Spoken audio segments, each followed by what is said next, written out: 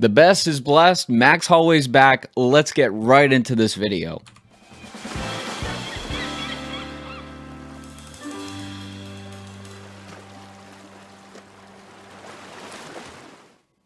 Welcome back to another 11th Island Immediate Reaction. I'm Brad here with Chris. Today we're going to be talking about Max Holloway's win over Yair Rodriguez, a dominant 5-round decision, though some judges saw it 48-47. I myself had it 49-46 Max. I thought he looked pretty dominant. Chris, what did you think? Well, as you can see, I gotta adjust my hat. I gotta adjust my headphones because I was just going crazy during this fight. There was so many things to react to. It was just high energy.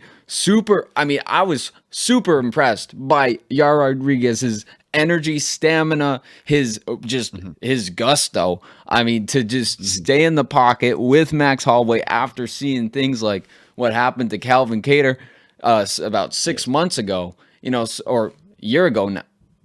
Oh my goodness, Yeah, 2021 is almost over. So, but anyways, a great performance from both guys. Really electric fight.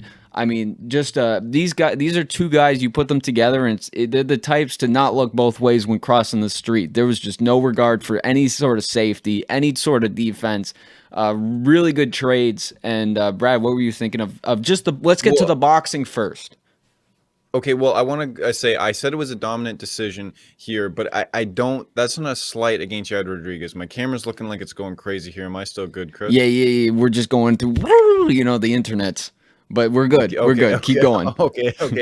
So it's the saying it was a dominant. It's not a slight against Yair. I think we learned a lot about Yair Rodriguez coming off of 2 years away from the sport, and he fit right in there with Max. He didn't look like he didn't belong, similar to a Calvin Kattar, who's an elite level competitor that just looked like he didn't belong in the cage with Max. Yair belonged in there and showed that he's a top 5 featherweight. Max Holloway is just a different level. He's the best boxer in the UFC, and guess what? He can grapple too.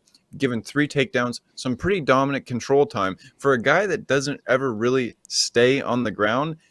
I mean, I thought he did really well there. What'd you think? Yeah, and I think the thing with Calvin, or not Calvin Kattar, Yair Rodriguez there, is, I mean, you're staying in that pocket, you're keeping that energy up, and the thing with MMA is you can have a fight that is so close the whole way through, and a guy wins 5-0 because it's all based on those rounds, right? If you just win by a hair in every single round, you could have a close fight that you could go in the last round and you say, well, there's no way I can win this without a knockout, which is the position that Rodriguez was kind of, not that dramatically, but kind of put in that position where, man, I've been really hanging on this guy. Like, we're going neck and neck, and yet the scorecards don't reflect that.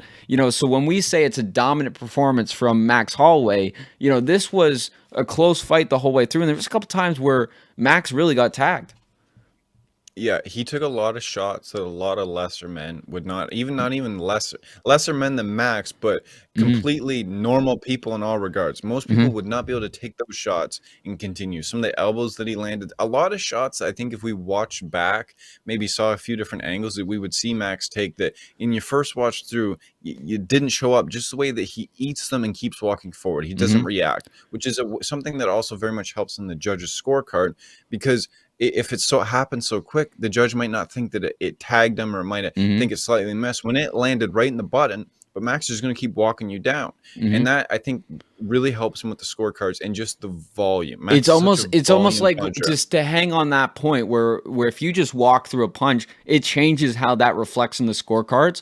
It's exactly the same as when a catcher frames a pitch in baseball, right? You pull that into the strike zone. You say no, Yep. and it's all the visual, like, because officiating, because judging in every sport, anything like that, it's all based on the human eye and the human psychology and how we just perceive things. There's a artistry to fudging, and as a point, I would say he's one of the best point goblins out there. Max Holloway, he's just like sucking up points. I think he knows that at this point.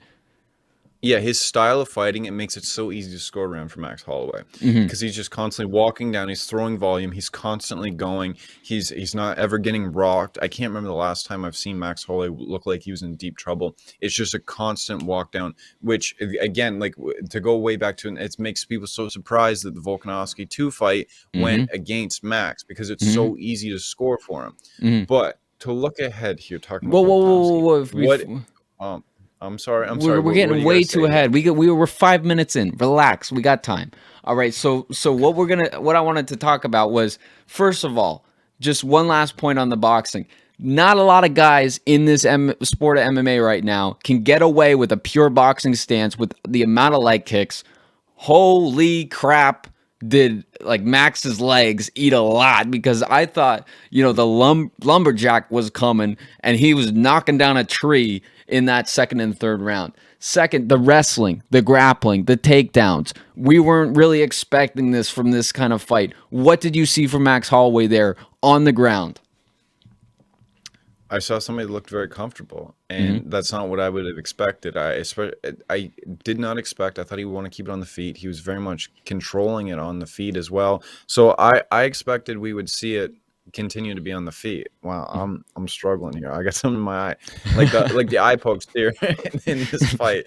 But the three takedowns is not something I would have thought that Holloway, especially when his mantra is the best boxer. But like he said, the Bisping, he wanted to be called out for the best grappler too. But he didn't. He wasn't that dominant. He Yeah. got reversed a few times. But it's a good sign to see.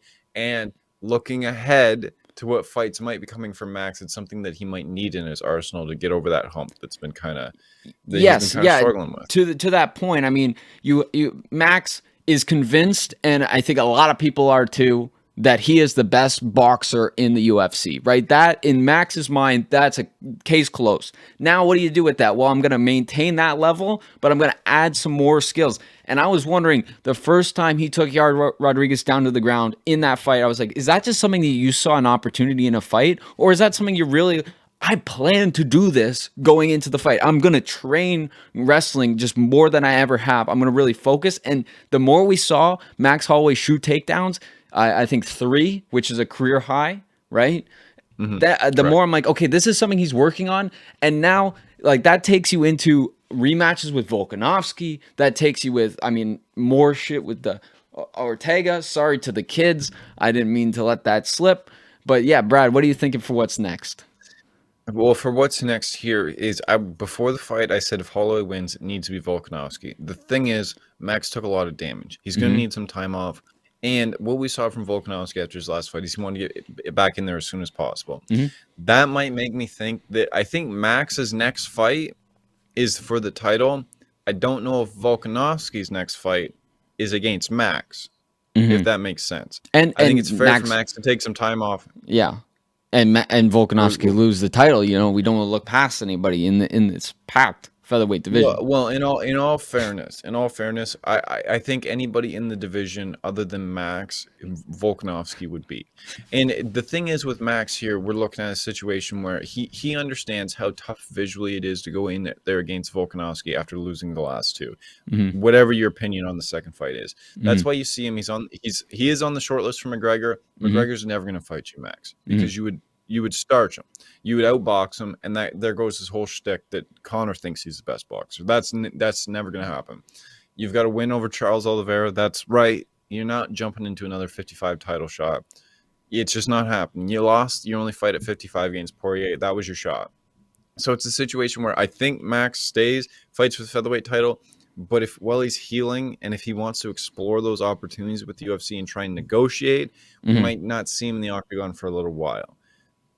What do you agree with that? I think I'm gonna say that's a pretty good laying out the territory. I think what Max Holloway did good in that post fight interview with Bisping was he put a lot into the UFC's court and said, "Look, I really," and he didn't outright say this, but it's like, I really want to fight Volkanovski again.